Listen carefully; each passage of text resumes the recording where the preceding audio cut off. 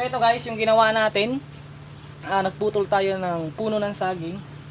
At yun yung ating ipinapakain ngayon dito sa ating kambing. Kaya makikita nyo ang tataba ng ating mga kambing kasi nga bukod sa pinapakain natin silang damo, pinapakain din natin sila ng saging.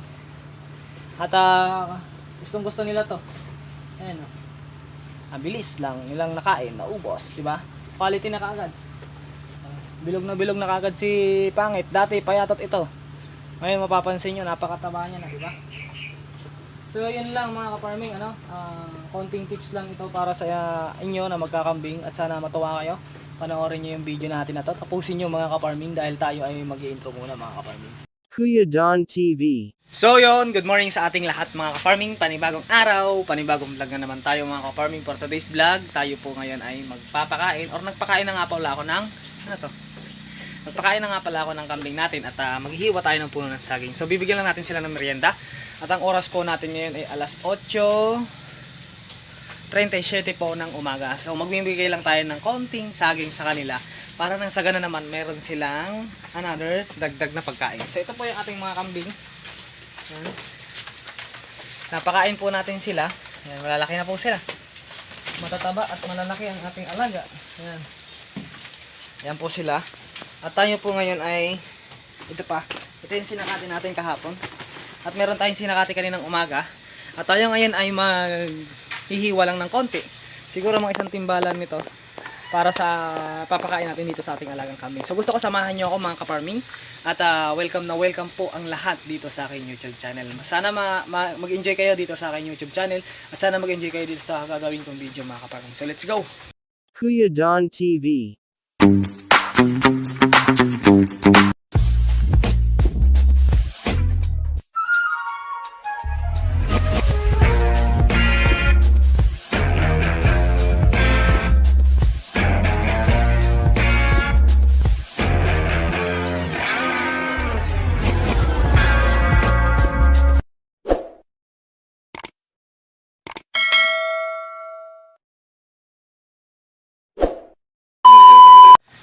So yun na nga mga ka-farming, tayo nga po pala ay maghihiwa ng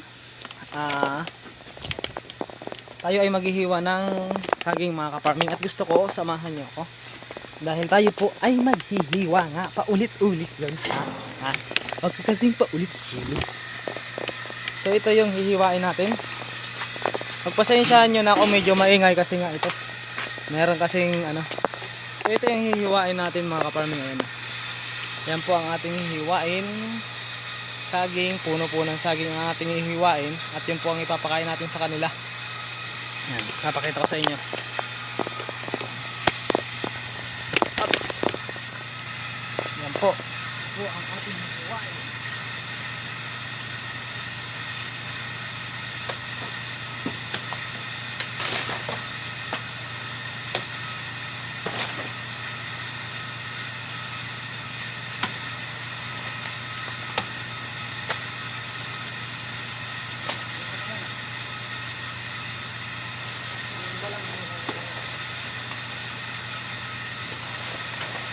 Ito ay ibibigay natin mamaya.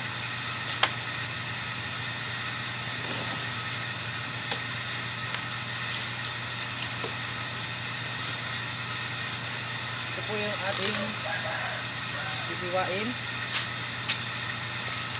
Ito yung ating hiwain na ipapakain sa kanila.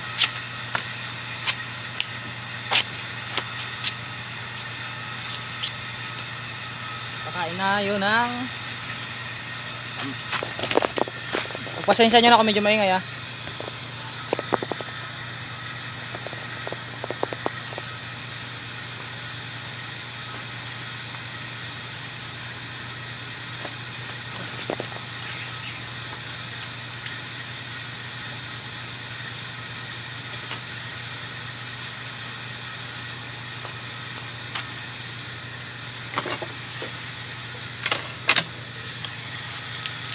Yan po, so tayo ngayon ay maghihiwa ng ating papakain sa kambing.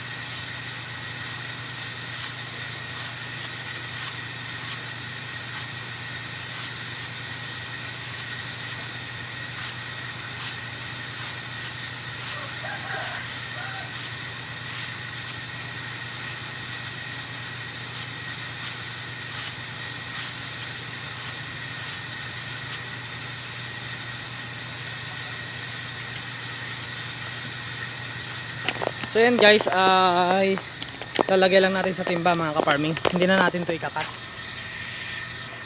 Maglalagay tayo ng asin at saka molasses, lalagyan po natin para nang sa ganun ay medyo matamis-tamis din, may lasa.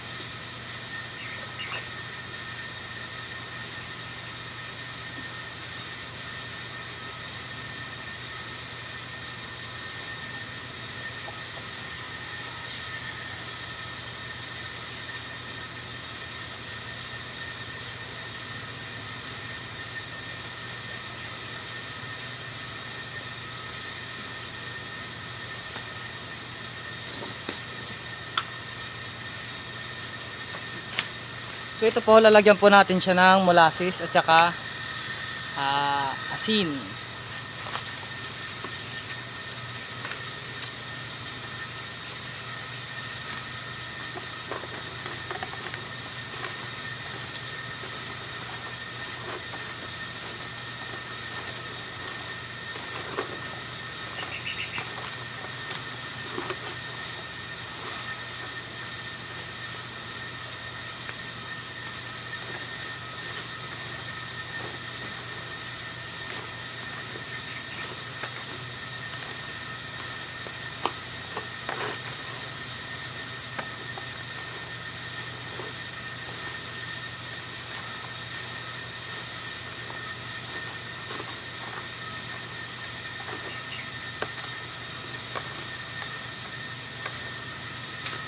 Halo-haluin lang natin at yun po yung ipapakain natin sa ating kambing mga ka-farming. Tulad nito oh, ayan okay na po siya. So ito po ipapakain po natin. Kaya po natin to ginagawa mga ka-farming. Although marami naman tayong damo, maraming mapagkukuhanan ng damo, ay ginagawa ko rin ito kasi nga para sanayin sila kasi pagka summer na wala talagang damo. So ito yung ibibigay natin sa kanila mga ka-farming. Kailangan sinasanay na natin sila. Ayusin ko lang yung camera.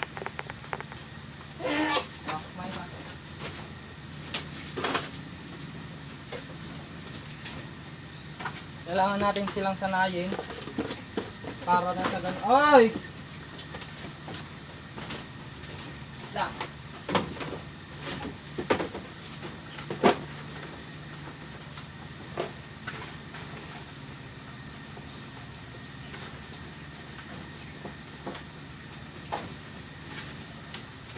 Hati-hatiin lang natin mga ka-farming.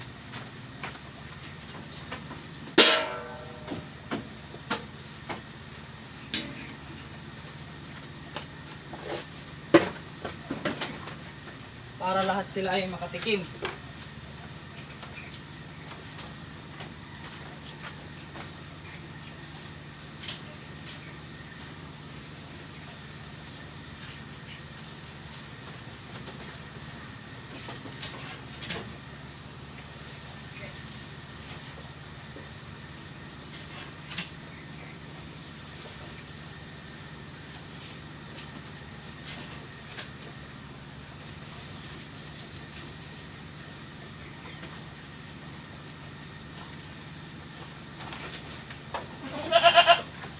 So pakainin natin sila lahat.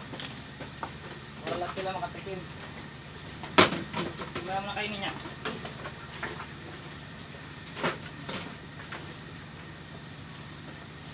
Ito sa'yo. Ito sa'yo. Ito naman sa'yo.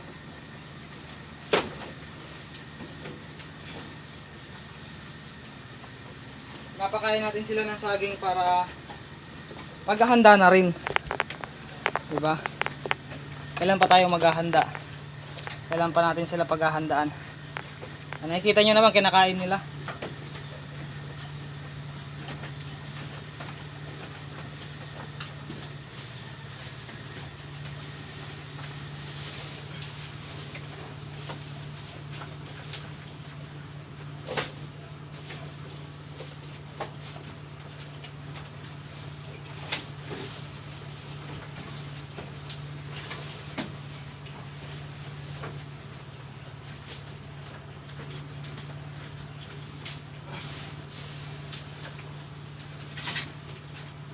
balik lang natin tong damo mga ka-farming.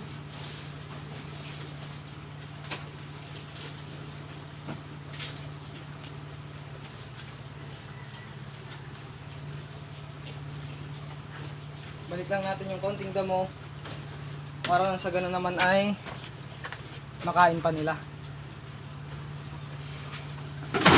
Hey! Oh. Ginagawa mo.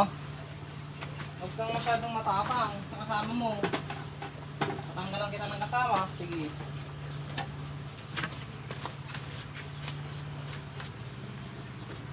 So yan mga ka-farming, pinapakain ko. Si Tagpi din daw na yun. Kumakain din siya doon. So ito yung pinapakain ko sa aking kambing para nang sa ganun naman ay makaiwas tayo. Or malaking tulong din kasi ito sa summer. So unti-unti lang, lasa-lasa lang. Para nang sa ganun ay hindi nila makalimutan yung lasa ng saging. Para na sa ganun makatikim din sila ng asin, makatikim din sila ng molasses, di ba? Kasi alam naman natin ng molasses ay maganda sa katawan ng kambing. Di ba? So, ito lang. So, yun lang guys. Sana natuwa kayo dito sa aking video guys. At sana panoorin nyo. At sana subscribe kayo, share nyo rin tong video na ito. Sa ganun naman, baka may mga ibang magkakambing na gustong matuto nito ay mapanood. Yun lang mga ka-farming. Peace out sa ating lahat.